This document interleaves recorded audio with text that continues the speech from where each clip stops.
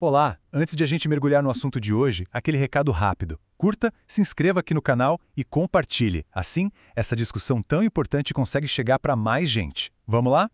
Hoje o nosso papo é sobre uma decisão da Justiça que, olha, deu o que falar. A multa que foi aplicada a pais que não quiseram vacinar o filho contra a Covid-19. O que está por trás disso, o que a lei diz, é isso que a gente vai entender agora passo a passo. E para a gente entender tudo isso direitinho, vale dizer que toda a nossa análise aqui foi preparada com base no excelente material do professor Marcos Freitas.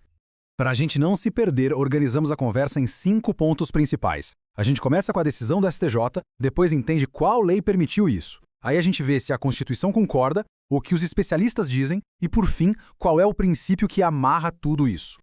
Então, vamos direto ao ponto. A recente decisão da terceira turma do Superior Tribunal de Justiça que bateu o martelo e manteve a multa contra os pais. E qual foi a consequência na prática? Uma multa de 3 salários mínimos. Não é um valor simbólico, né? É um recado bem claro da Justiça sobre a seriedade do assunto. Mas olha que interessante, não é só sobre a multa em si. O destino desse dinheiro diz tudo. Ele vai direto para o Fundo Municipal dos Direitos da Criança. Ou seja, o foco final é, e sempre foi, a proteção dos menores. Há aí um detalhe super importante. O processo todo ocorreu em segredo de justiça. Isso é um procedimento padrão para proteger a identidade da criança e da família, o que mostra todo o cuidado e a delicadeza que um caso como esse exige. Tá, mas aí surge a pergunta. De onde a Justiça tirou base legal para dar essa multa?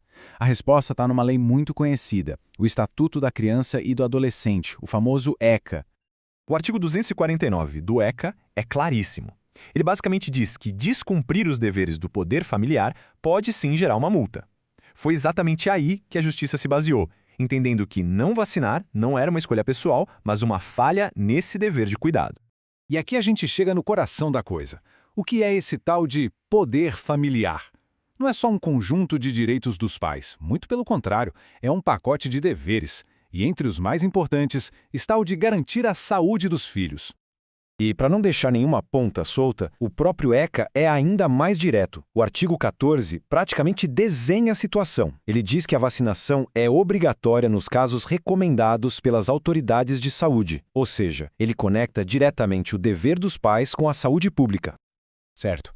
Mas aí vem aquela dúvida. Essa obrigação toda não bate de frente com a liberdade individual que a nossa Constituição garante? Para responder isso, a gente precisa subir um degrau e olhar para o que diz o Supremo Tribunal Federal, o STF.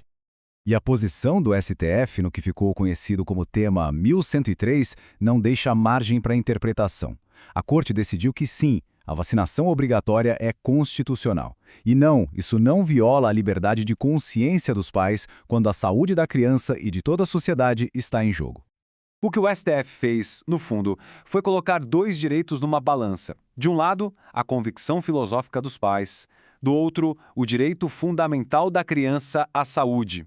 E como a gente pode ver, a balança pendeu, e com força, para o lado da proteção à vida e à saúde do menor. Beleza, a gente já viu o que os tribunais decidiram. Mas será que essa é uma visão isolada ou os grandes estudiosos do direito pensam da mesma forma? Vamos dar uma olhada no que a doutrina jurídica fala sobre isso. E olha, o que a gente encontra é um consenso impressionante. Nomes de peso gigantes do direito brasileiro como Rogério Sanches Cunha, Guilherme de Souza Nucci e Silvio de Salvo Venosa. Todos eles vão na mesmíssima direção. A saúde da criança prevalece, a vacinação é um dever e o Estado tem, sim, o poder e a obrigação de intervir para garantir essa proteção.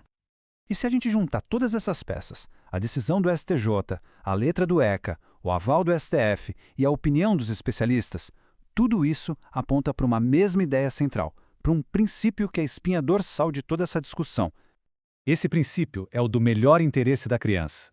Na prática, significa o seguinte: em qualquer conflito, a decisão tem que ser aquela que mais beneficia e protege o menor. O bem-estar da criança está sempre acima das convicções individuais dos pais. Simples assim. E essa frase da ministra Nancy Andrighi, que foi a relatora do caso, resume tudo de forma perfeita. Ela diz que se recusar a vacinar, a não ser que exista um risco médico comprovado para aquela criança, é considerado negligência e abuso do poder dos pais. É uma fala muito forte, muito direta. E tudo isso nos leva a uma reflexão final, que vai muito além deste caso específico. Essa discussão toda nos força a pensar uma questão fundamental. Qual é o limite da liberdade individual quando ela entra em conflito com o dever de proteger os mais vulneráveis? Fica aí a pergunta para a gente continuar pensando.